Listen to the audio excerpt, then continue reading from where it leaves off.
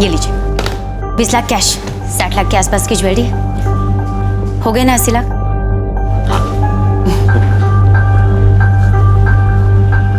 जी, लेकिन ये सब हुआ कैसे?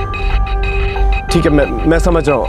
मैं वहां फौरन पहुंचने की कोशिश करता हूँ। जी जी जी, आप परेशान मत होइए, ठीक है? क्या हो गया? तब उसमें एक प्रॉब्लम हो गई है। दरअसल दिल्ली में मेरे बचपन का दोस्त है, उसे हार्ट अटैक आया है और उसके माँ बाप बहुत परेशान है। उन्हें समझ में नहीं आ रहा क्या करना है। मेरा वहां पहुंचना बहुत जरूरी है। अच्छा, फिर इसे मुंबई कैसे पहुंचाएंगे? वही एक प्रॉब्लम है। चलो, मैं ब्रोकर से कह दूंगा कि 1-2 दिन की मोहलत दे दे मुझे, फिर बैंगलोर आकर ये पैसे ले जाऊंगा। ठीक है। तब तुम फिक्र मत करो, मैं 2 दिन में वापस आ जाऊंगा। अगर ये इमरजेंसी ना होती ना तो मैं कभी नहीं जाता। जी ठीक है। अच्छा चलो, मैं तुम्हें टैक्सी तक छोड़ देता हूँ। लाओ। जी।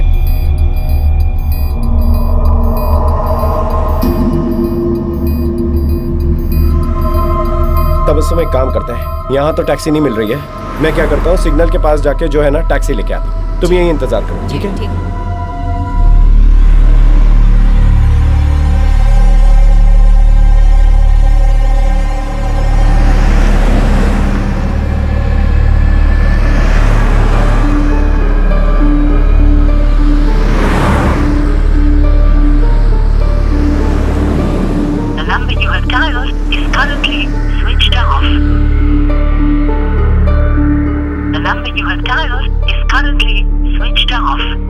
अम्मी, कुछ बताया दिल्ली में कहाँ गए?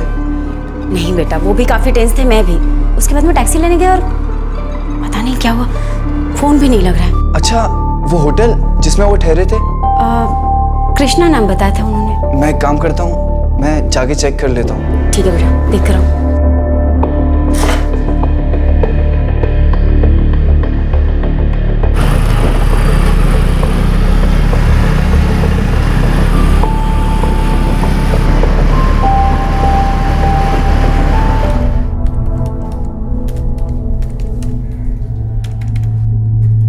सॉरी सर, अब्बास अली नाम का कोई गेस्ट नहीं है हमारे यहाँ।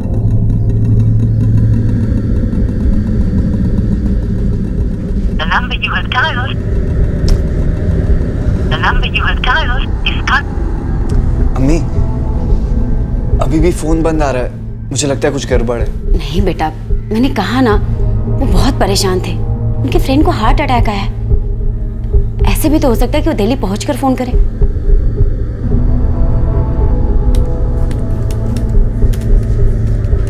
आपके द्वारा डायल किया गया नंबर फिलहाल स्विच्ड ऑफ है।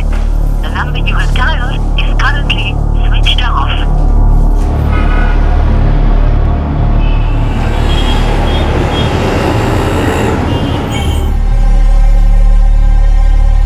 अम्मी, मुझे सच में लगता है कि हमें पुलिस के पास जाना चाहिए। नहीं बेटा, ऐसा भी तो हो सकता है ना कि वो कहीं फंस गए हो, मोबाइल की बैटरी डिस्चार्ज हो गई हो, चार्ज नहीं कर पा रहे हो। नहीं अम्मी, मुझे सच में लग रहा है कि उसने आपको धोखा दिया है, बेवकूफ बनाया आपको। अम्मी, हमें अभी पुलिस के पास लेना चाहिए। कहीं ऐसा ना हो कि हमारी पहुंच से बहुत दूर निकल जाए।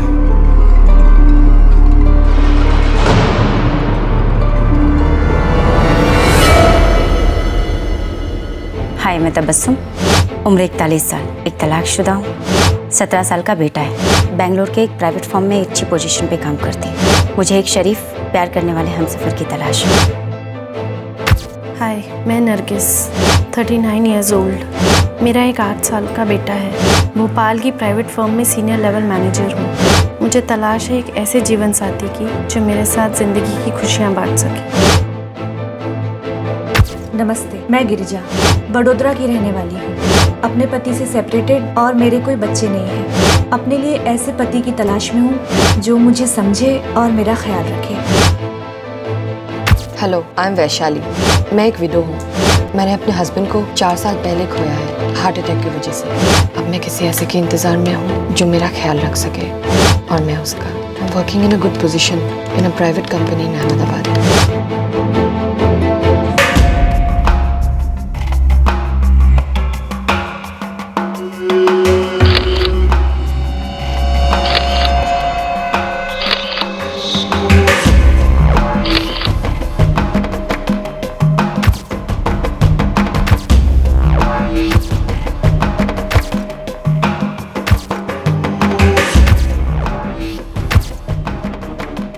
हर इंसान का सपना होता है एक खुशनुमा साथी पाना। लोग जी जान से इस सपने को पूरा करना चाहते हैं, एक बेहतर जीवन साथी पाना चाहते हैं। लेकिन कुछ लोग ऐसे भी हैं जिन्होंने इसे धोखाधड़ी और बेईमानी का धंधा बना लिया है। इंटरनेट के वर्चुअल वर्ल्ड में सभी से उनकी आइडेंटिटी, उनकी पहचान मांगी जरूर जाती है, लेकिन अफसोस कि उसकी सच्चाई को जांचने का कोई तरीका उनके पास नहीं है। वैसे तो आमने सामने भी लोग अपनी पहचान के बारे में झूठ बोलते हैं और अक्सर अपने इरादों में कामयाब भी हो जाते हैं। ये एक दस्तक है कि बिना जांच की ऑनलाइन आइडेंटिटी, एक झूठी पहचान क्या क्या फ्रॉड्स कर सकती है। 20 लाख कैश और 60 लाख की ज्वेलरी थी। इतनी सारी ज्वेलरी और कैश आपने कैसे शख्स के हवाले कर दिए जिसके फोन नंबर के अलावा आप कुछ नहीं जानती थी? सर, उसने अम्मी को बहला लिया था और अम्मी भी उसकी बातों में आ गई, उसे पसंद करने लगी थी। इस अब्बास अली के बारे में आप जो भी जानते हैं डिटेल में बताइए। सर, मेरी बहन के शौहर ने उसे 2 साल पहले ही छोड़ दिया था। ये बहुत अकेली पड़ गई थी, तो मैंने उसे कहा कि कुछ करो, कोई अच्छा सा इंसान ढूंढो और जिंदगी को आगे बढ़ाओ। तबस्सुम, तेरे पास अच्छी सी नौकरी है, सब कुछ है तेरे पास, क्या कमी है? तू सिर्फ 41 साल की है और तेरे आगे सारी जिंदगी पड़ी है। तू दोबारा शादी कर ले। ऐसे कैसे कर लूं शहनाज? सुलेमान 17 साल का हो गया, पता नहीं क्या सोचेगा। अरे वो 17 का है, यही तो अच्छी बात है। बड़ा है वो, समझेगा सब कुछ। अभी इस उम्र में अपने लिए शौहर तलाशना, मुझे तो सोच के भी शर्म आती है। तबस्सुम, वक्त बदल चुका है, करना क्या है? किसी भी मैट्रिमोनी साइट पे अपनी प्रोफाइल डाल दो, हो गया, सिंपल। अच्छा चल ठीक है, तेरे लिए ये भी मैं कर दूंगी, तू सिर्फ हाँ बोल दे। फिर मैंने ही तबस्सुम की हेल्प की। मैंने इसका प्रोफाइल findmeamatch.com पे पोस्ट किया। तो इस अब्बास अली ने आपसे इस साइट के जरिए कांटेक्ट किया? जी, इसी साल सितंबर में।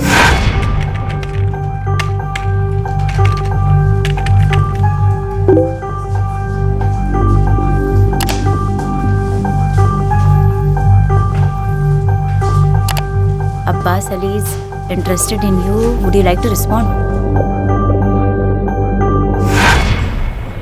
मैंने उसका प्रोफाइल चेक किया था, मुझे काफी इंटरेस्टिंग लगा था।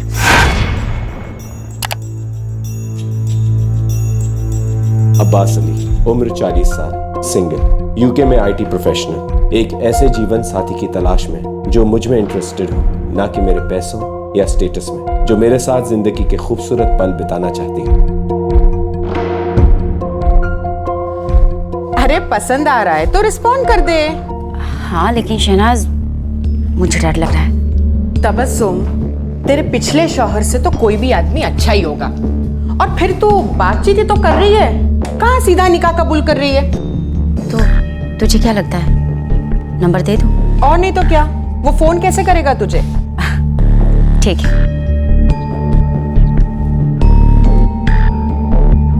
मुझे पहली बार बात करके तो ठीक ही लगा था, इसलिए मैं मिलने को राजी हो गई। पहली बार आप उसे कब और कहाँ मिली? बैंगलोर, सितंबर के सेकेंड वीक में मिलने आया था मुझसे। आप अकेले गई थी उससे मिलने? जी, पहली बार अकेले ही गई थी।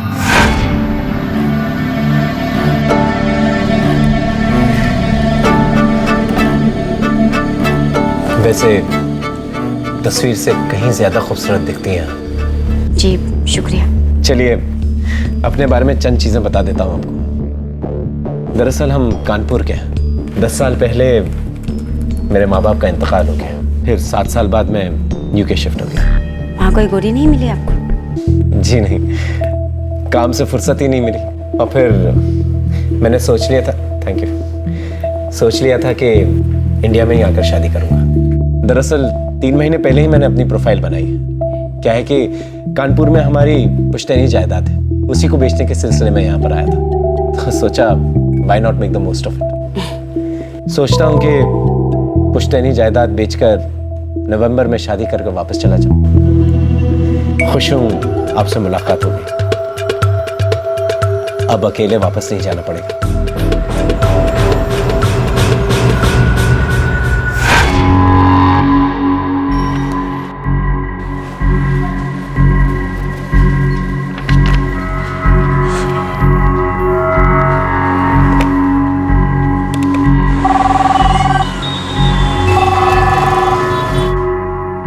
Pi Jaiswal, city police station Kanpur. Good afternoon sir, Bengaluru city police से पीएसआई गायकवाड़ बोल रहा हूँ। हाँ जी गायकवाड़ साहब बोलिए। सर हम एक ठग के पीछे, खबर मिली है कि वो कानपुर में हो सकता है। उसका कोई डिटेल है आपके पास? सर उसका एक मैट्रिमोनियल साइट से निकाला हुआ प्रोफाइल है हमारे पास।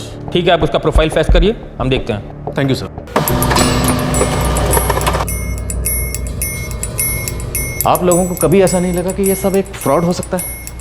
जी नहीं सर, हमें ऐसा कभी नहीं लगा था। सर मैं भी बहुत खुश था। मुझे लगा कि अम्मी अब खुश रहेंगी, क्योंकि अब्बा के साथ मैंने हमेशा अम्मी को दुख और तकलीफ में ही देखा। देखिए, आप लोगों से सिर्फ एक बात कहना चाहता हूँ, यही कि मैं तबस्सुम से बहुत प्यार करता हूँ, और अगर आप लोगों को इस बात से किसी भी किस्म की दिक्कत है तो मैं इसे लेके भाग जाऊँ। Just joking. अच्छा देखो सुलेमान, अपना थैंक यू। अल्टीमेटली तो मुझे इंडिया में ही सेटल होना है, लेकिन कम से कम 16-17 साल जो है ना, मुझे यूके में ही काम करना है, अच्छा खासा कमाना है, ताकि जब वापस आऊँ तो तबस्सुम के साथ एक कंफर्टेबल लाइफस्टाइल जी सकूँ। इसलिए मैं चाहूँगा कि तुम सभी लोग जो है मेरे साथ यूके शिफ्ट हो जाओ। मैं जानता हूँ तुम यंग हो, तुम्हारे अपने सपने हैं, ख्वाहिशें हैं। You are free to say anything you want. तुम्हें अपना पॉइंट ऑफ व्यू रखने का पूरा हक है। मेरी तो यही ख्वाहिश है कि अम्मी खुश रहे, क्योंकि वही मेरी सब कुछ है। सॉरी बॉस, अब तो वो मेरी सब कुछ है। सब वो चुटकियों में सबका दिल जीतना जानता था, बहुत ही चार्मिंग था वो। हमें कभी उसके ऊपर कोई शक ही नहीं हुआ। आप लोगों को कभी ऐसा नहीं लगा कि उसका एड्रेस पता किया जाए, वो काम क्या करता है ये मालूम किया जाए? और आप लोगों के मुताबिक वो बहुत पैसे वाला था, फिर उसे आपके पैसे की क्या जरूरत पड़ गई? और आप बिना कुछ जाने पहचाने आपने अपनी सारी ज्वेलरी और कैश उसके हवाले कर दी। कमाल है। सर मुझे लगा था कि वो ये सब कुछ हमारे बेहतर फ्यूचर के लिए कर रहा है। तबस्सुम, मुंबई में जुहू बीच पर एन समंदर के पास एक बहुत खूबसूरत बंगला देखा है। अच्छा। सोच रहा हूँ वहां पर एक बुटीक होटल बनाऊं। चंद कमरे हों, खूबसूरत बट वेरी क्लासी। और क्या, बूढ़े होने के बाद इंडिया शिफ्ट हो जाएंगे और साथ में मिलके होटल चलाएंगे, और फिर सुलेमान के भी तो काम आएगा। जब बड़ा हो जाएगा he can take over. Suleman आपको पसंद करता है। आप जानते हैं, मैं हमेशा से डरती थी कि मेरी जिंदगी में किसी का आना उसे मंजूर होगा भी या नहीं, but he is okay with you. मुझे भी सुलेमान बहुत पसंद है, बड़ा होनहार बच्चा है। He has a very bright future। तो बंगले की डील फाइनल करने के लिए आपको मुंबई जाना होगा? हाँ, सब कुछ सोच के रखा है। दरअसल एक बार कानपुर वाला बंगला जो है ना बिक जाए, उससे तकरीबन 2.5 करोड़ आ जाएंगे, और फिर बैंक से लोन उठा लूंगा 1 करोड़ रुपए का, फिर डील पक्की। ये सब करने में तकरीबन 3 हफ्ते चले जाएंगे, फिर लौट कर आपसे निकाह करेंगे और फिर यूके शिफ्ट हो जाएंगे। तो इसके लिए आपको बैंक से लोन लेना पड़ेगा। हाँ, वो 1 करोड़ कम पड़ रहा है ना, इसलिए। और अगर आपने मुझसे पैसे मांग लिए तो आपका ईगो हर्ट हो जाएगा, राइट? नहीं, लेकिन हम फिर भी आपसे नहीं मांगेंगे। अगर मांगना भी है तो शादी के बाद। अब्बास, ये सब कुछ आप हमारे फ्यूचर के लिए कर रहे हैं ना, और मुझे आपके प्यार पे पूरा यकीन है। उसके लिए किसी शादी के स्टैम्प की जरूरत नहीं। देखो तबस्सुम, मैं नहीं चाहता तुम्हें किसी भी कीमत पर मेरे प्यार पे शक हो, और मैं तुम्हें किसी भी कीमत पे खोना नहीं चाहता। आप ऐसा क्यों सोचते हैं? मैं जो दे रही हूँ उसे ले लीजिए। पहले महीने में मुझे काफी पैसे मिले थे, ज्वेलरी और पैसे मिला के करीब करीब 70-80 लाख तो होंगे। हमारी प्रॉब्लम सॉर्ट आउट हो जाएगी। बड़ी सेठानी बनी हुई है आप। ये सब लेकर अगर मैं रफू चक्कर हो गया तो? हाँ, तो हो जाइए रफू चक्कर। बस एक बात, अपने साथ साथ हमें भी लेके जाना। ठीक है। कमाल है, आपने तो बड़े प्यार से अपने साथ धोखा हो जाने दिया।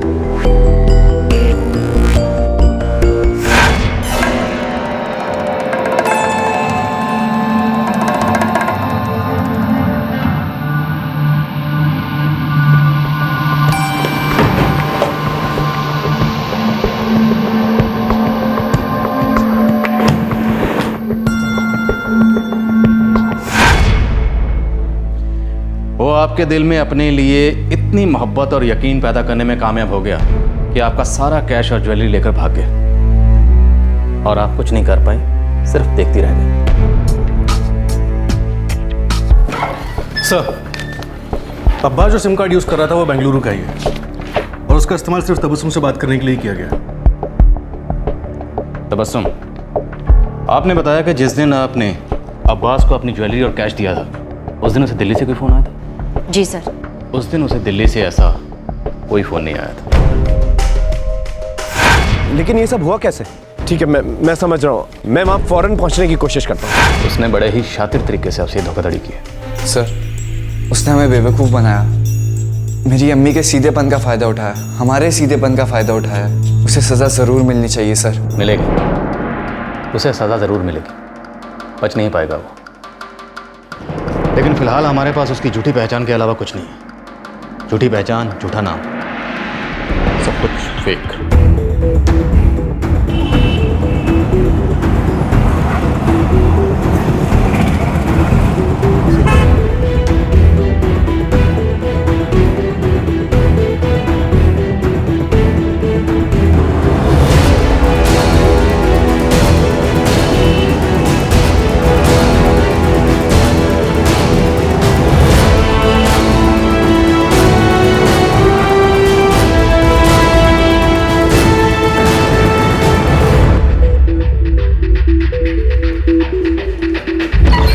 सर, बेंगलुरु के हर छोटे बड़े होटल को छान मारा, ये अब्बास अली कहीं नहीं ठहरा था।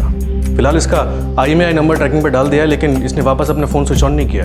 इसके वो कानपुर वाले कनेक्शन का क्या हुआ? सर, वहाँ के पुलिस को पहले किसी फ्रॉड केस का रिकॉर्ड नहीं मिला और कानपुर जैसी जगह पे अपनी पुश्तैनी हवेली बेचने गए किसी अब्बास अली को ढूंढना बेकार है। मुझे तो लगता है सारा केस ही झूठा है सर। एक भी सबूत छोड़े बगैर इतना बड़ा फ्रॉड करके आसानी से निकल गया। अजीब है सर, इन लोगों को ये भी नहीं पता वो UK में क्या काम करता था। मुझे तो उसकी ये UK की कहानी भी झूठी लगती है। उसके जाल का हिस्सा, एकदम fraud, just like him. Sir, उसने मैट्रिमनी साइट पर हो सकता है बाकी लोगों को भी ठगा हो। अगर हम इस तरफ ध्यान दें तो शायद हमारे हाथ को सुराग लग सके। बिल्कुल हो सकता है। गायकवाड़, एक काम करो, टेक्निकल टीम से नीलेश स्वामी को बुलाओ। सर।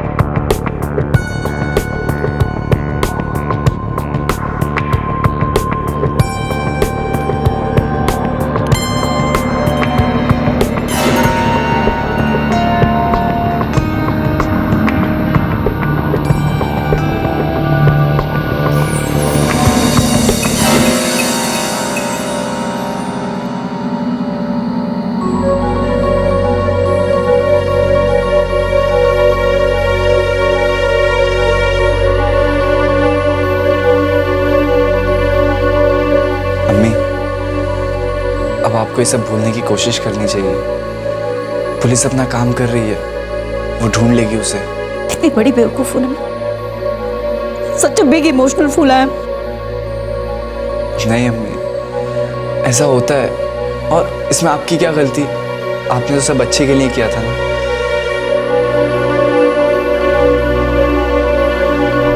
तबस्सुम के साथ जिसने धोखाधड़ी की उस आदमी की असली पहचान का कोई सबूत नहीं था। बहुत मुमकिन है कि अब्बास अली एक झूठा नाम था। क्या यह इस आदमी का पहला फ्रॉड था या फिर यह सिर्फ उसके द्वारा किए गए बहुत से फ्रॉड्स की मात्र एक झलक थी?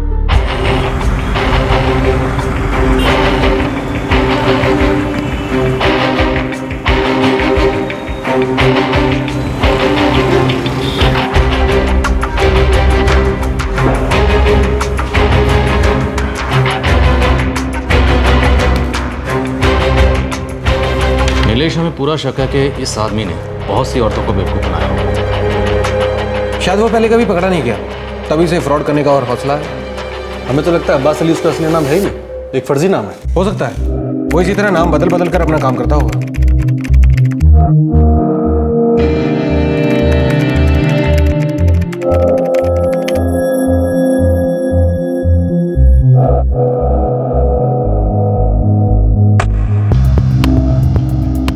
इसका प्रोफाइल तो डीएक्टिवेट कर दिया गया है 26 अक्टूबर 2012 को। कहाँ से किया गया?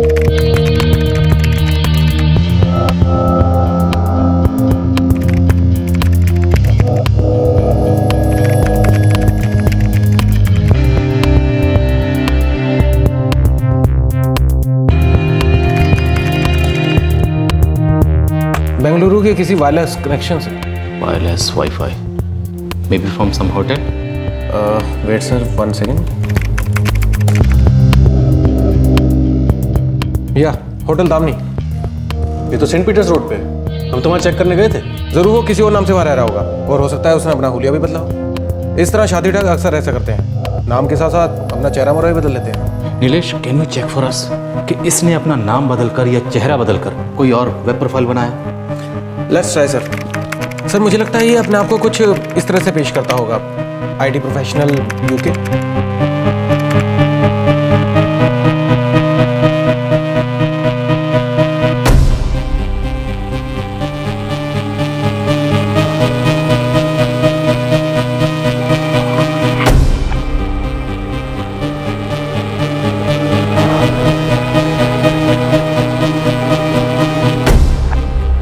सर अगर इसकी दाढ़ी कुछ इस तरह से कर दी जाए तो ये वही है जिसे हम ढूंढ रहे हैं,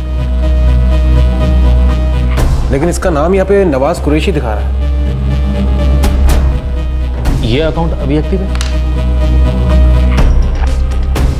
नो सर, इसका प्रोफाइल फरवरी 2012 में बना और जून 2012 में डीएक्टिवेट हो गया। हो सकता है तब भी इसने कुछ ऐसा क्राइम किया हो और उसके बाद ये अकाउंट डीएक्टिवेट कर दिया हो। May be you are right.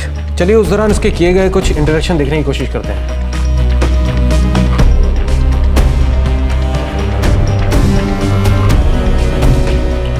उस दौरान इनकी 3 औरतों से बातचीत हुई है। अब इन 3 औरतों के प्रोफाइल में भी नजर डालते हैं।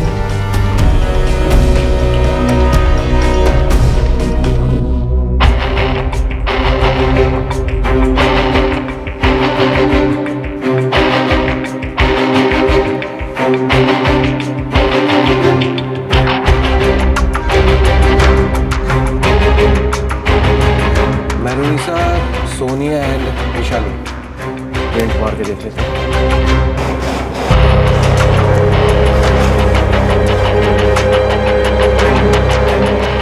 कोलकाता की मेहरुनिसा, अमृतसर की सोनिया और अहमदाबाद की वैशाली। सर इससे क्या हाथ लगेगा वो तो पता नहीं, लेकिन सर इस बात की पॉसिबिलिटी है कि इन तीनों के साथ इसने धोखाधड़ी की होगी। जो भी हो, लेकिन शायद इन तीनों के जरिए हमें उसका कोई क्लू मिल जाए।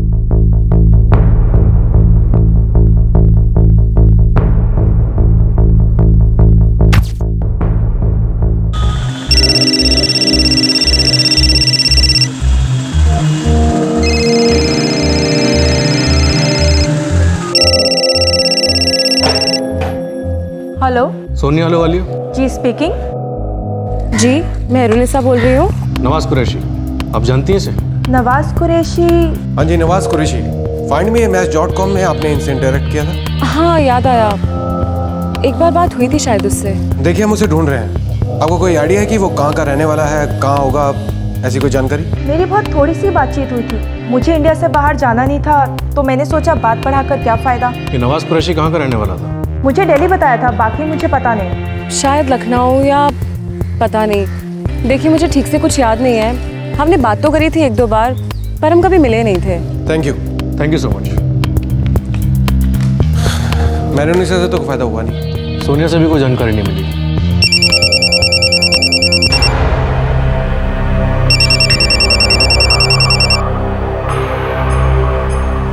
हेलो, वैशाली गनात्रा जी बोल रही हूँ। आप कौन? बैंगलोर सिटी पुलिस से PSI गायकवाड़ बोल रहा हूँ। जी बताइए क्या बात है? क्या आप नवाज कुरैशी नाम के किसी शख्स को जानती हैं? बात क्या है? क्या आप उसे जानती हैं? देखिए अब मेरा उससे कोई लेना देना नहीं। देखिए हमें उसके बारे में जानकारी चाहिए। शायद आपसे ना सही, अब उसका किसी और से लेना देना हो और वो किसी और के साथ धोखाधड़ी कर रहा हो। क्या वो ऐसा कैसे कर सकता है? वो तो जेल में है। क्या?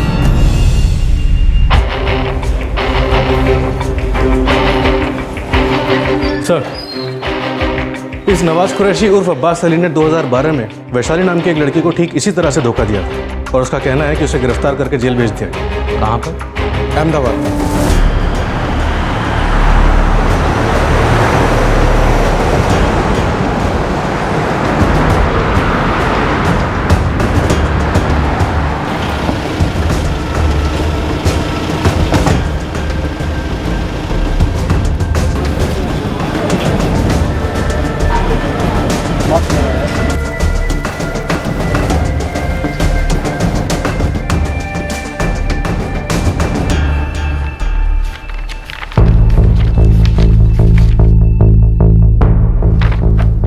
शख्स 29 जून को गिरफ्तार हुआ, 30 जून को इसे कोर्ट में पेश किया गया और फिर जुडिशियल कस्टडी में भेजा गया और 2 सितंबर को इसे बेल मिला।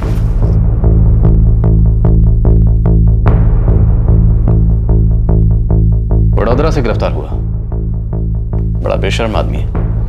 बेल मिलते ही फिर से धोखाधड़ी शुरू कर दी। सर, ये केस सिटी पुलिस के पास था? Yes, that's correct. हमें सिटी पुलिस और वैशाली से मिलना चाहिए। सर, मैं दोनों से बात कर चुका हूँ, हम चल के मिल सकते हैं।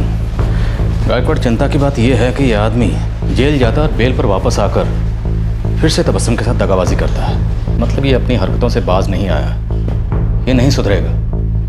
अगर हमने ऐसे नहीं पकड़ा तो पता नहीं ये कितनी मासूम औरतों को अपना शिकार बनाएगा और कितने लोगों के साथ धोखाधड़ी करेगा। Yes sir. नीलेश, हमें लगातार इस आदमी को ट्रैक करते रहना होगा।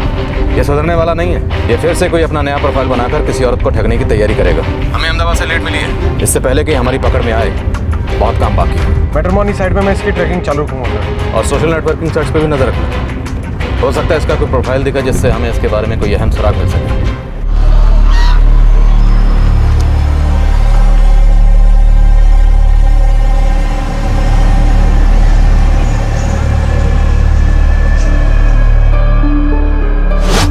मैं नरगिस, 39 ईयर्स ओल्ड। मेरा एक 8 साल का बेटा है। भोपाल की प्राइवेट फर्म में सीनियर लेवल मैनेजर हूँ। मुझे तलाश है एक ऐसे जीवन साथी की जो मेरे साथ जिंदगी की खुशियाँ बांट सके।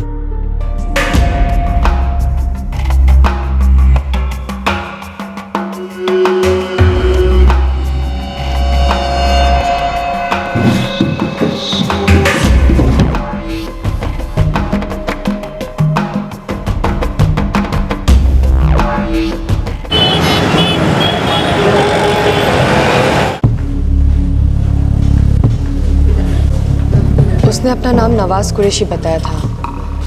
रियल नाम क्या है मैं नहीं जानती। पुलिस ने जब उसे गिरफ्तार किया उसके बाद आप उसे मिली थी? जी नहीं, लेकिन अरेस्ट के बाद पुलिस ने ही मुझे बताया था कि उसका असली नाम नवाज कुरैशी नहीं है। देखिए, हमने जब उसे पकड़ा तो वो एक और औरत को धोखा देकर भागने की तैयारी में था और अल्ताफ मुंह नितुन बनकर रह रहा था। मैं कितनी बेवकूफ़ थी जो उसकी बातों में आ गई।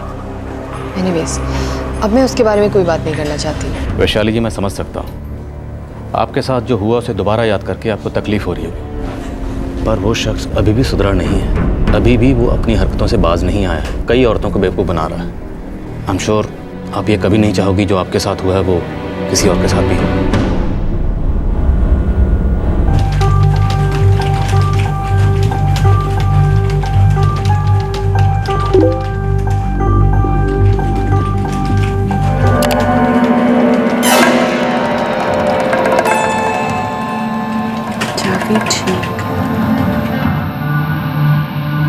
हाय, आई एम जावेद शेख।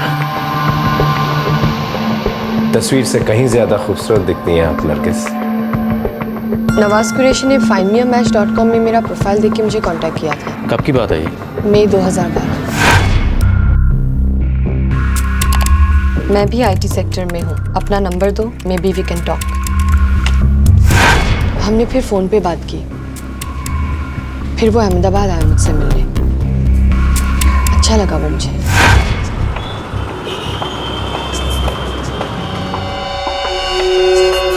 क्या हुआ था आपके पति को? पता नहीं, शायद स्ट्रेस था। हम लोगों ने फ्यूचर को लेके बहुत कुछ सोच रखा था, लेकिन फिर अचानक एक दिन उनको हार्ट अटैक आया और वो चले गए। I am sorry. 4 साल हो गए इस बात को। मैं समझ सकता हूँ आपकी तकलीफ। दरअसल 8 साल पहले मेरे माँ बाप का अचानक से एक्सीडेंट हो गया। वही सब कुछ था मेरे। उसके बाद मैं बिल्कुल अकेला पड़ गया, लेकिन फिर भी मैंने जिंदगी का मुकाबला किया और जिंदगी ने मुझे बहुत कुछ दिया। फिर यूके शिफ्ट हो गया। कब तक चलेंगे आपके हॉलीडेज? 2 वीक और। लेकिन बहुत दिनों के बाद एक ख्वाहिश जागी है दिल में कि मैं किसी का ख्याल रखूं और कोई मेरा। वैशाली, अगर हम चाहें तो अपना अकेलापन शेयर कर सकते हैं, जिंदगी शेयर कर सकते हैं, अगर तुम चाहो तो। I need to think. I understand. हमारा रिलीजन अलग है ना, इसलिए।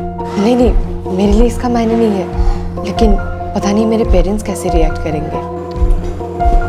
वैशाली, जिंदगी में तकलीफें बहुत आती हैं, लेकिन उनका हल हम ही निकालते हैं। गजब का चार्म था उसमें। चुटकी में अपनी मन की बात मनवा ली। मैं अपने आप को रोक ही नहीं पाई। I started liking him. छटा हुआ बदमाश है वो। He's a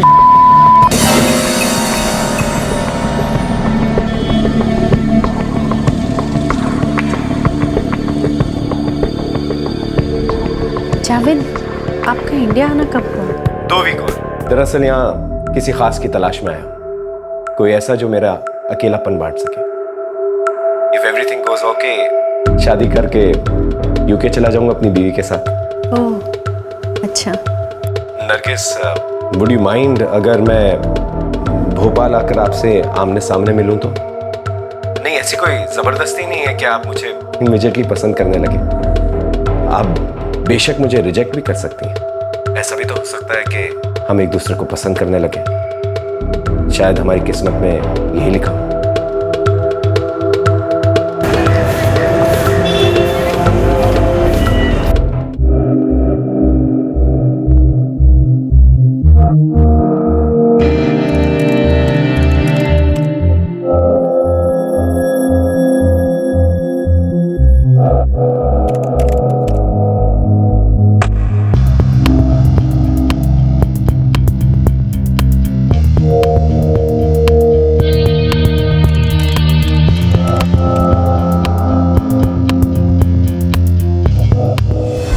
उसके साथ मुंबई चली गई? जी, मैं उससे प्यार करने लगी थी और 17 मई को हमने शादी की डेट भी तय कर ली थी।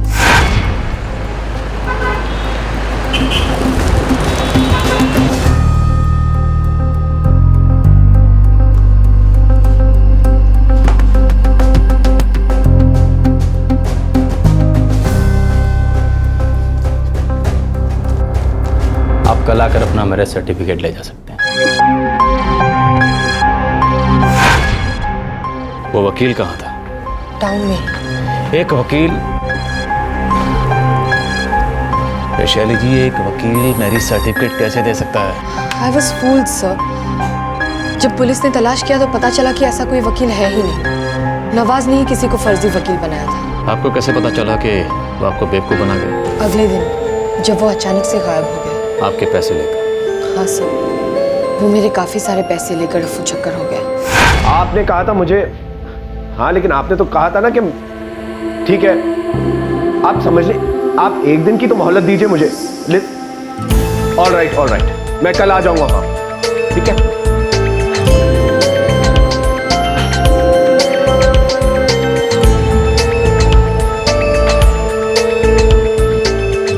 क्या हुआ? ऐसी कोई खास बात? बताओ ना, मैं तुम्हारी वाइफ हूँ अब। वैशाली, मैंने हम दोनों के लिए एक फ्लैट बुक किया था मुंबई। 50 लाख रुपए एडवांस भी दे चुका, लेकिन अब वो ब्रोकर कह रहा है कि जब तक मैं पार्किंग लॉट के पैसे नहीं देता तब तक वो रजिस्ट्रेशन नहीं देगा। तुमने हमारे लिए फ्लैट बुक करा है? यस स्वीटहार्ट, मैंने सोचा एक अच्छा इन्वेस्टमेंट है, फ्यूचर के लिए अच्छा होगा। जब हम यूके से रिटायर होकर आएंगे तो वहीं मुंबई में सेटल हो जाएंगे और अच्छा खासा इनकम भी आता रहेगा, हम किराए पे चढ़ा देंगे। सोचा था कि अहमदाबाद जाकर तुम्हारे पेरेंट्स से मिलेंगे, उन्हें अपने बारे में बताएंगे, ये ब्रोकर भी ना सब काम गड़बड़ कर दिया। अब जब तक अब पार्किंग लॉट नहीं खरीदूंगा तब तक रजिस्ट्रेशन नहीं मिलेगा मुझे। कितने रुपए चाहिए? तकरीबन 3 लाख। तुम बैंक से विड्रॉ नहीं कर सकते? 1 लाख रुपए है मेरे पास, उससे ज्यादा निकाल नहीं सकता, एनआरआई हूं ना।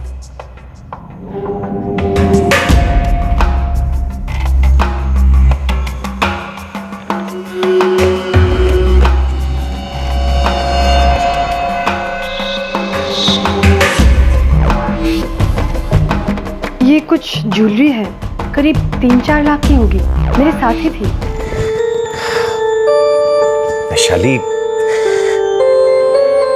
वैशाली मैं ये नहीं ले सकता, और कहां बेचता फिरूंगा मैं इसे? बस कहीं से कैश मिल जाए मुझे, मैं यूके जाते ही लौटा दूंगा। मेरे अकाउंट में 1 लाख रुपए है। Can you do that please? अगर ऐसा हो जाएगा तो अच्छा होगा, और वापसी की टिकट मैं एजेंट से करवा लूंगा। अब उसके लिए तो कैश भी नहीं लगता। श्योर नवाज, मैं जरूर निकाल दूंगी। बेवकूफों की तरह अपने बैंक से 1 लाख रुपए निकालकर मैंने उसे दे दिए।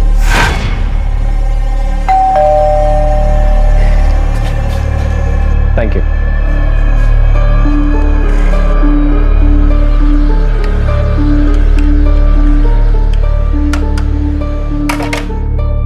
थैंक्स वैशाली।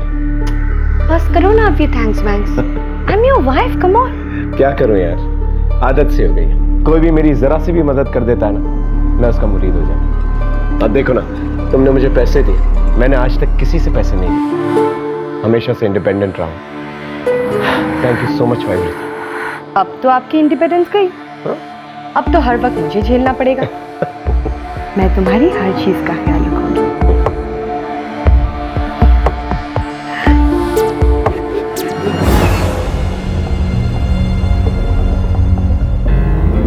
उसने कॉफी में कुछ नशीला डाला था, मुझे नींद आ गई और वो मुझे बलि का बकरा बना के अपना काम करके चंपत हो गया।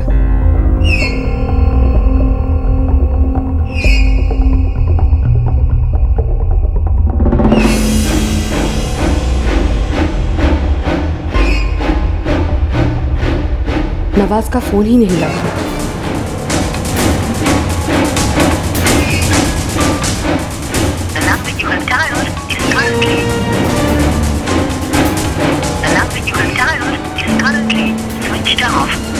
बहुत टाइम तक लगातार उसका फोन अनरीचेबल आता रहा, तब मुझे डाउट होने लगा।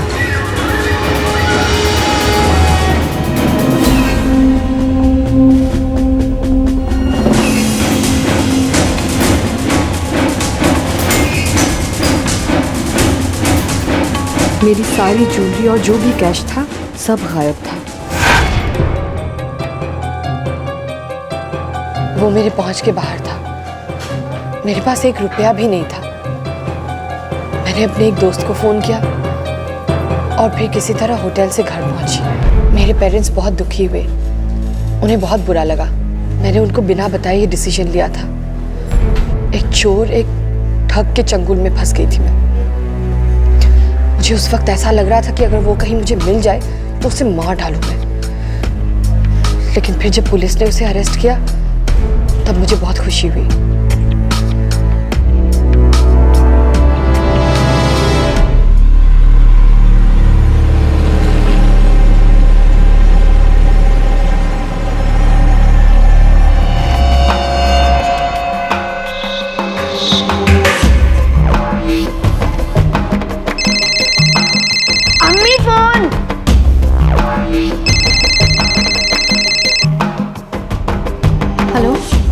हाय नरगिस, जावेद शेख। ओह हाय। अच्छा, मैं यहाँ बड़े तालाब के पास पहुँच चुका हूँ। यहीं पर एक कैफेटेरिया है, वहीं पर मिले? ओके, मैं शादाब को बस में बैठा के पहुंचती हूँ। ठीक है, मैं इंतजार करता हूँ।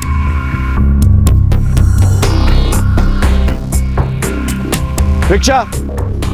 पुलिस जान चुकी थी कि इस धोखेबाज ने वैशाली को कैसे बेवकूफ बनाया। पुलिस अब लोकल पुलिस से यह जानकारी चाहती थी कि नवाज कुरैशी उर्फ अब्बास अली आखिर पकड़ा कैसे गया, जबकि इस दौरान वो शातिर ठग एक और स्वांग रच चुका था। एक नई औरत को अपने निशाने पर ले चुका था। यह चूहे बिल्ली का खेल था, वक्त के साथ खेली जा रही एक पकड़म पकड़ाई थी। अब देखना यह था कि क्या पुलिस उसके अगले अपराध को अंजाम देने से पहले उस तक पहुंच पाई।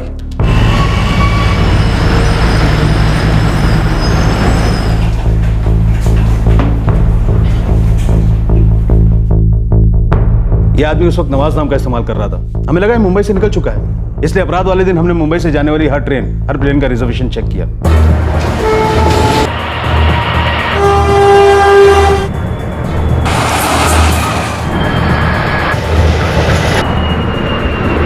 जैसा कि हमारा अंदाजा था, ये आदमी बड़ा ही शातिर है। इसने जाने का प्लान पहले से बना रखा था। हमें पता चला कि नवाब हसन नाम से मुंबई वडोदरा दिल्ली फ्लाइट में एक रिजर्वेशन था।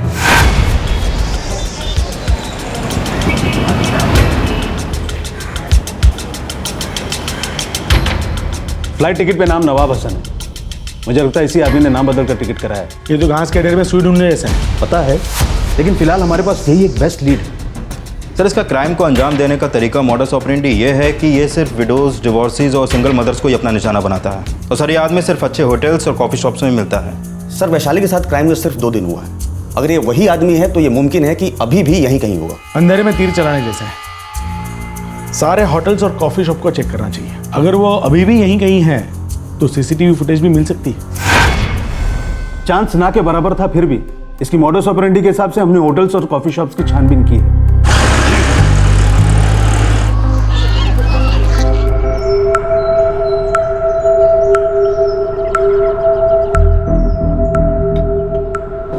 हाय नरगिस, आइए बैठिए।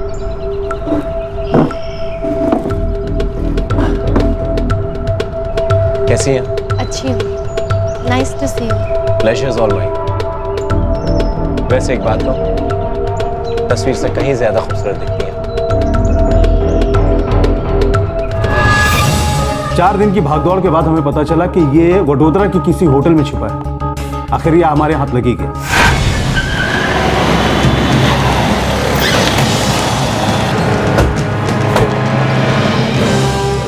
रूम 204, एक औरत के साथ है वो।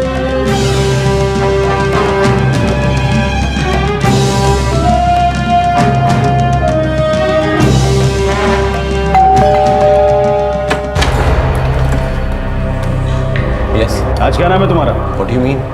बोला ने। अरे सर,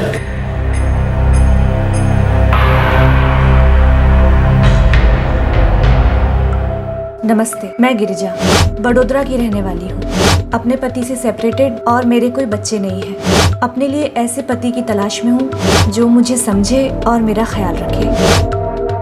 क्या हुआ इंस्पेक्टर साहब, बात क्या है?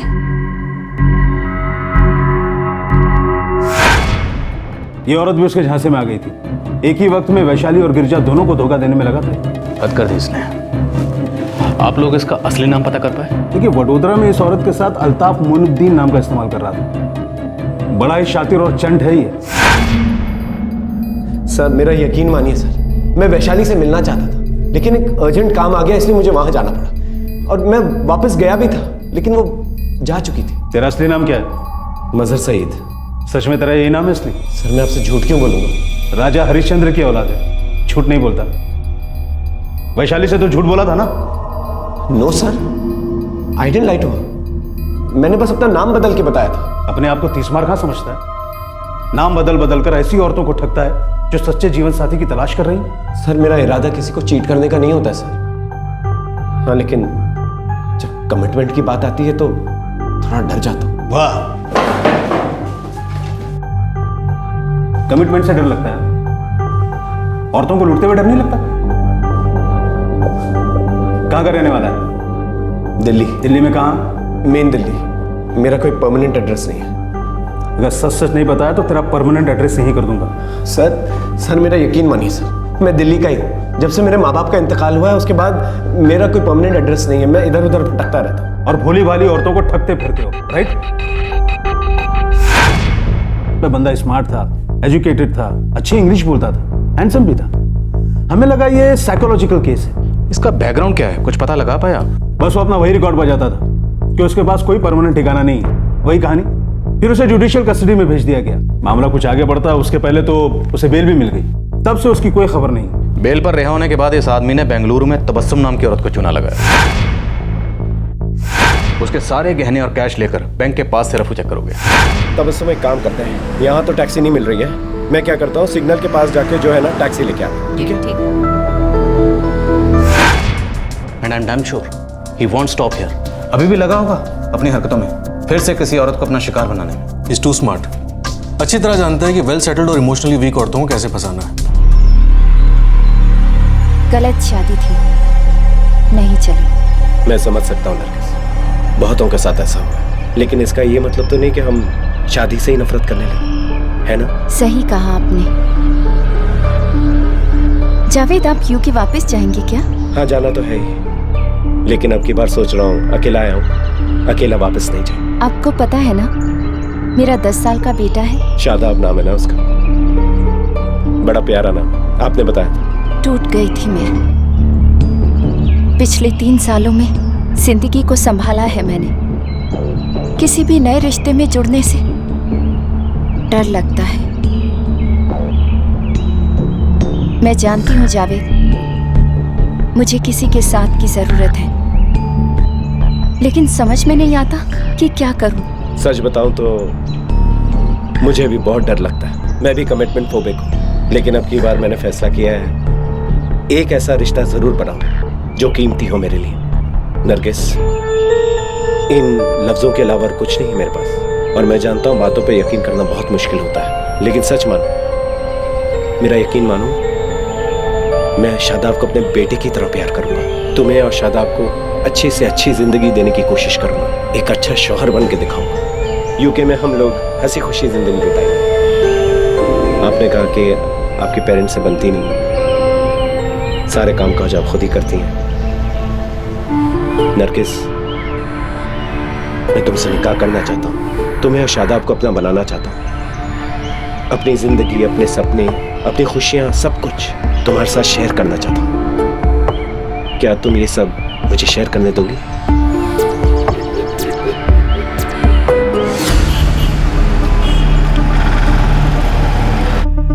किसी भी साइट्स में मदर सईद के नाम से कोई इन्फॉर्मेशन नहीं मिली। मुझे तो लगता है शायद ये नाम भी फर्जी है। नीलेश, हम मुंबई जा रहे हैं, इसके बारे में कुछ खबर मिली है। अंधेरे कमरे में काजल के डिब्बे खोज रहे हैं, देखते हैं क्या हाथ लगता है। मैं सभी साइट्स पे नजर रखता हूँ। मेरे ख्याल से अब ये ज्यादा समय तक चुप नहीं बैठने वाले। अगर मैं गलत नहीं हूँ तो ये अभी भी अपनी करतूतों में लगा होगा। I am sure sir. Sir, Mumbai police को भी मजर सईद की खबर भेज दी है। हो सकता है वहाँ इसकी कोई हिस्ट्री निकला है। Let's hope so.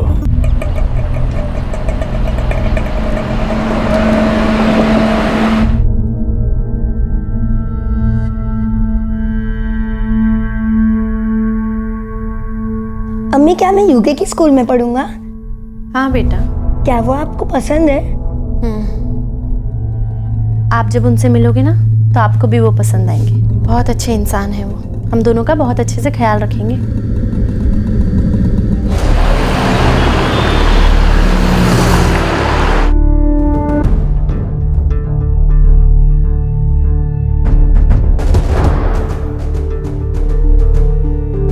हमने हर धोखेबाज और हिस्ट्री शीटर्स की फाइल चेक की, उसके बाद हमें ये मिला। मदर सही, तो ये है इसका असली नाम। एक लूट के केस में पकड़ा था इसे। अपने ही घर में लूट? अपने माँ बाप के गहने और पैसे चुराए थे, गहने बाद में बेच दिए थे। मतलब इसके माँ बाप हैं और पता ठिकाना भी है। 123/12 भवानी नगर चौर। बाद में इसे छोड़ दिया था क्योंकि माँ बाप ने शिकायत वापस ली थी। गायतोड़ने साहब, अब इतनी दूर आई हैं तो एक बार चल के इसके घर पे चेक कर ही लेते हैं। चलिए।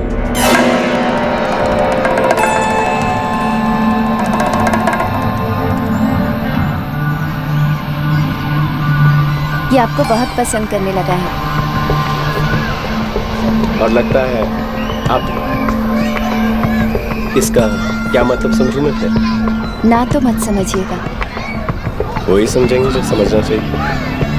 अपने परिवार वालों से मिलवाना चाहेंगे? नहीं, इसका उनसे कोई मतलब नहीं। और आपके कामकाज का क्या? मैं कॉन्ट्रैक्ट बेसिस पे हूँ, जब चाहे छोड़ सकती हूँ। नरगिस, दिल से बताओ, क्या तुम मेरे साथ रहना चाहोगी?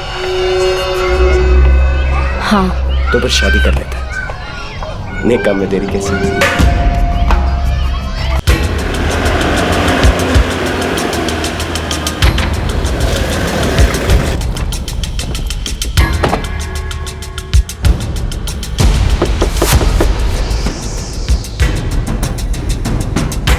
जी?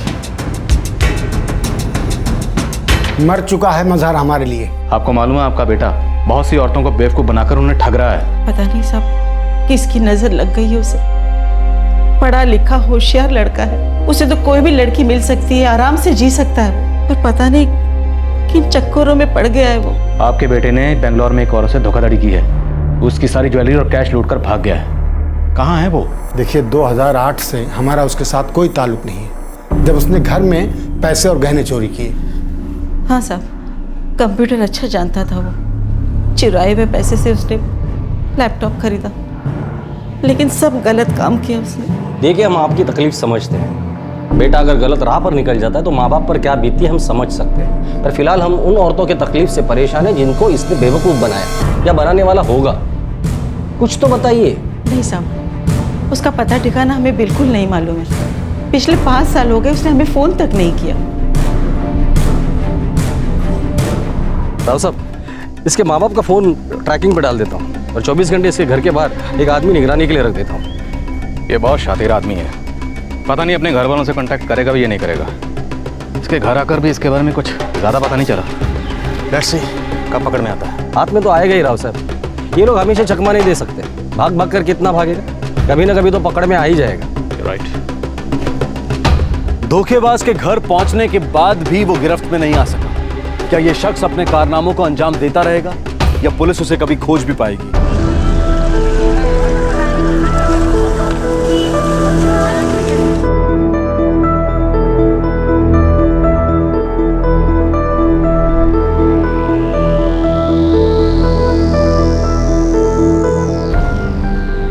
मैरिज सर्टिफिकेट कल तक तैयार हो जाएगा।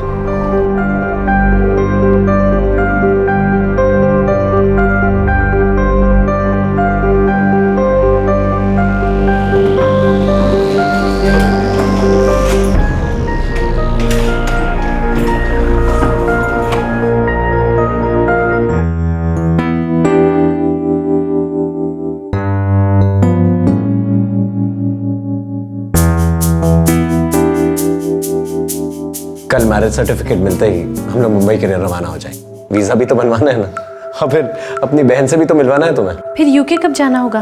अब नेक्स्ट वीक तक। तब तक तुम्हारा सारा सामान भोपाल से मुंबई भी आ जाएगा। अच्छा सुनो, बैग्स और ज्वेलरी का ख्याल रखना, ठीक है? मैं जाता हूँ, ट्रैवल के अरेंजमेंट्स भी कर देना। ओके ठीक। चलो Shadab, bye.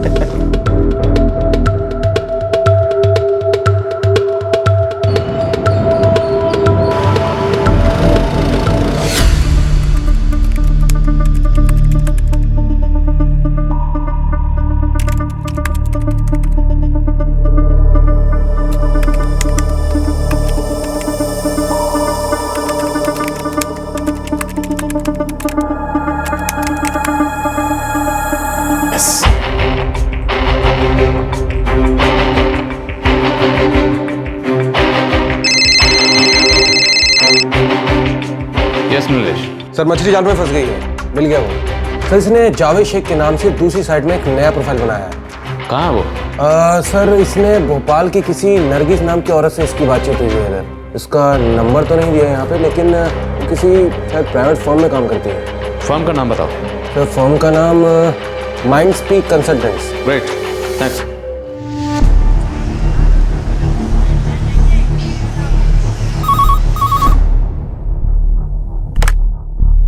Mind speak consultants. Pi Keshavrao बोल रहा हूँ बेंगलोर पुलिस से।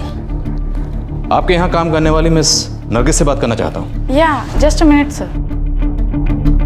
सर नरगिस एक वीक पहले काम छोड़ के जा चुकी है। मतलब? सर नरगिस ने नौकरी छोड़ दी है। पता चला है कि वो भोपाल के बाहर कहीं शिफ्ट होने वाली थी, कहाँ ये पता नहीं सर। आपके ऑफिस में किसी को आइडिया है कि वो कहाँ गई है? सर मैंने भी उसके डिपार्टमेंट से पता लगाया, पर उसने किसी को कुछ नहीं बताया। Can I have her number please? या श्योर सर। Yes please. 444-987-679। लगता है वो फिर से लग गया अपने नए फ्रॉड की तलाश में। इस नरगिस के नंबर को ट्रैकिंग पे डालो। इससे पहले कि वो नरगिस को अपना शिकार बनाए, we have to catch this. Sir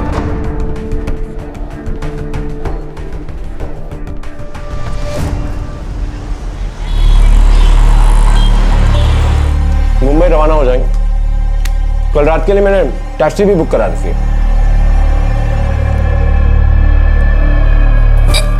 क्या बेटा? क्या हुआ शादाब? शादाब बेटा क्या हुआ? नरगिस क्या हुआ? उल्टी हो रही है।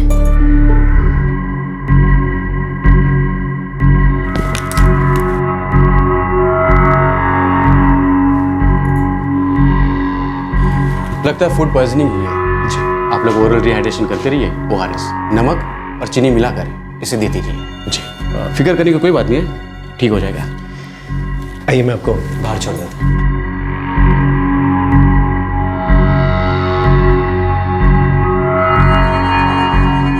जावेद, हमने कभी इतना ट्रैवल नहीं किया ना, शायद इसी वजह से।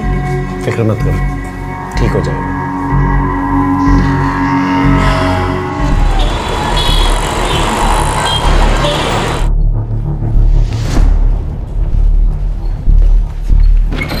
सर, नरगिस का फ़ोन डिस्कनेक्ट हो गया, लेकिन उसकी रिसेंट कॉल डिटेल्स मिल गई हैं। 44476567 इस नंबर से लगातार कॉल्स की गई हैं। पहले इसकी पोजीशन मुंबई दिखा रहा था, फिर भोपाल और अब नासिक। तो हो सकता है ये उसका नंबर हो सकता है सर। इस नंबर पे कॉल मत करना, वरना वो अलर्ट हो जाएगा। बस लगातार इस नंबर को ट्रैकिंग पे रखो, नजर रखो उसकी हर मोमेंट पे, कब कहाँ जा रहा है। देखता हूँ कब तक बचता है।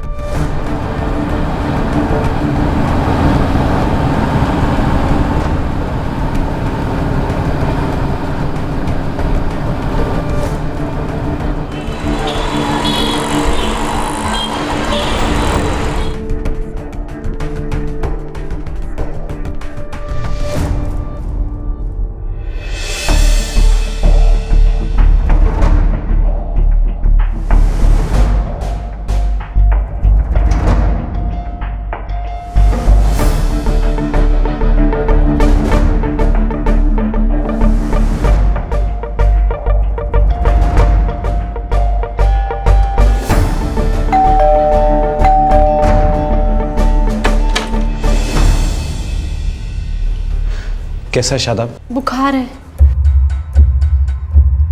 101 है अभी। जावेद, मुझे लगता है हमें अभी मुंबई नहीं जाना चाहिए। लेकिन नरगिस, मेरा कल पहुंचना बहुत ज़रूरी है। एम्बेसी में हमारे वीज़ा बनने हैं ना, और अगर कल नहीं पहुंचा तो एम्बेसी वाले कम से कम 1 महीने तक डेट नहीं देंगे। ये मैरिज सर्टिफिकेट। सर, ट्रैकिंग से फ़ोन का लोकेशन नासिक का एक होटल आ रहा है। नासिक पुलिस को तुरंत इन्फॉर्म करो और कहो कि इसे गिरफ्तार करें। सर। नरगिस, फिक्र मत कर, मैं वीज़ा का काम ख़त्म करते ही 1:30 बजे तक वापस आ जाऊंगा, ठीक है? और शायद अपनी बहन को भी साथ लेता हूँ। ओके, जल्दी आना जावेद, वरना मैं अकेली। वैसे फिक्र की कोई बात नहीं है। तुम और शादाब यहाँ अकेले हो, ये ज्वेलरी का बॉक्स यहाँ पर सेफ रहेगा। तो क्या करूँ मैं? एक काम करता है, तुम ये बॉक्सेस मुझे दे दो, मैं अपनी बहन के यहाँ छोड़ देता हूँ, वहाँ सेफ रहेंगे, है ना? ठीक है।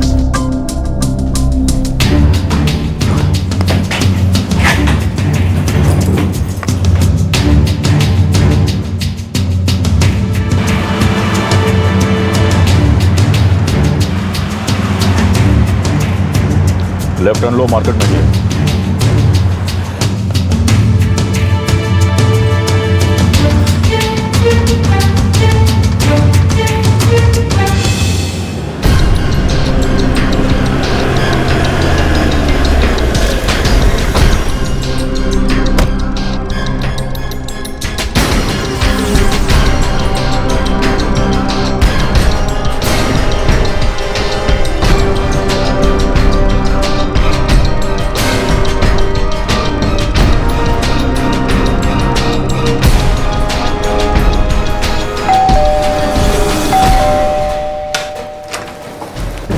जो अभिषेक है, क्या हुआ? कहाँ है वो? वो तो मुंबई गए हैं। आपके द्वारा डायल किया गया नंबर फिलहाल स्विच ऑफ है। एक काम करो, उसका फोन ट्रैकिंग पे रखवा दो। आप लोग प्लीज मुझे बताएंगे कि आखिर बात क्या है? मैडम, आपका पति एक नंबर का ठग है। मेरे हस्बैंड ऐसे नहीं है। मैडम, वो सिर्फ आपका हस्बैंड नहीं है, बहुत सी औरतों का हस्बैंड। सबको धोखा दिया है, ठगा है उसने।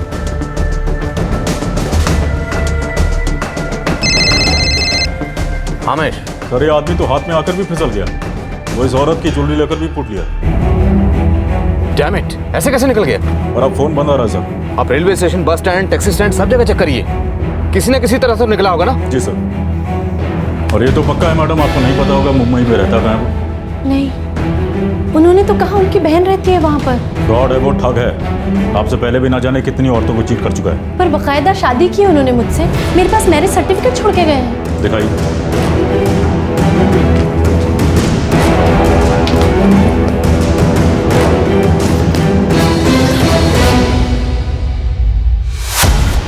यहाँ एक वकील से बनवाया है।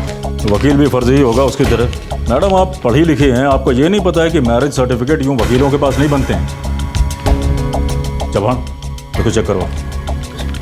हर टैक्सी स्टैंड, हर बस स्टैंड, रेलवे स्टेशन, सब जगह जाकर चेक करो। हर हालत में वो आदमी हमें चाहिए। हो सही।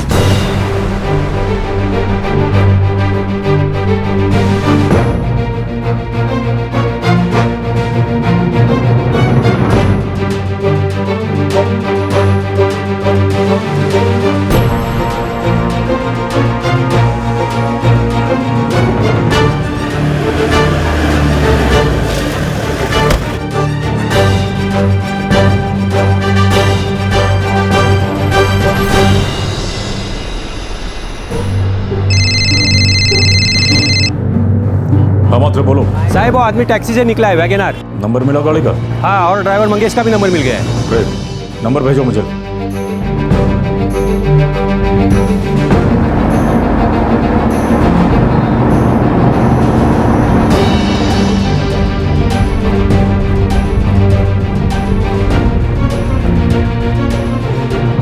गायतोंडे, वो बच के नहीं निकलना चाहिए, सब वहीं धर दबोचे। आप टेंशन मत लीजिए राव सर, आज रात के पहले वो आपकी कस्टडी में होगा।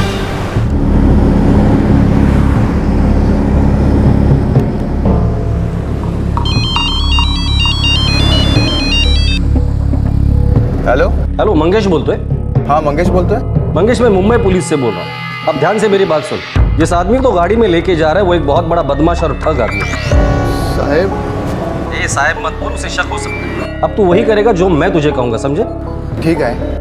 अच्छा मुझे बता, इस वक्त तू कहाँ है? मैं ये इगतपुरी रोड की तरफ हूँ। अच्छा एक काम करो, इगतपुरी हाईवे के पास कोई भी ढाबा या होटल देकर गाड़ी खड़ी कर देना। कोई भी बहाना बना देना, गाड़ी खराब हो गई या कुछ भी, और हमारे पहुंचने का वहां इंतजार करना, समझे?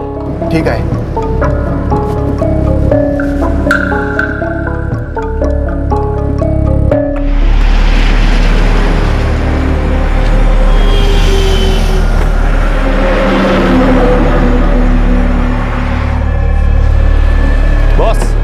क्या प्रॉब्लम क्या है? साहब, ये स्पार्क प्लग का थोड़ा सा प्रॉब्लम हो गया है। कितना टाइम लगेगा? साहब एक 10-15 मिनट तो लगेगा साहब। साहब तब तक आप चाय वाय पी लो ना।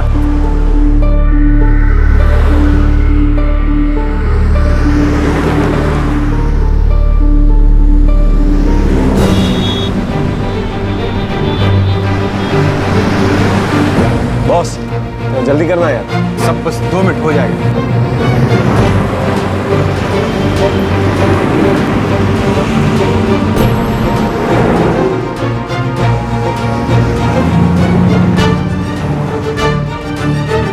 जावेद शेख, आपको? मेरा मुंबई वाला ससुर।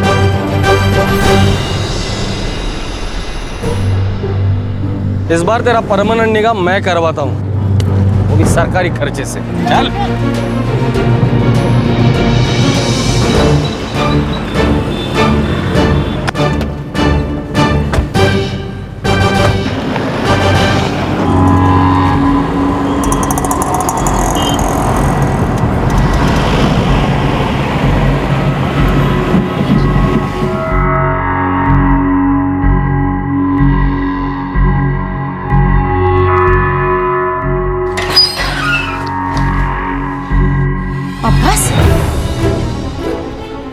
क्यों किया तुमने मेरे साथ ऐसे?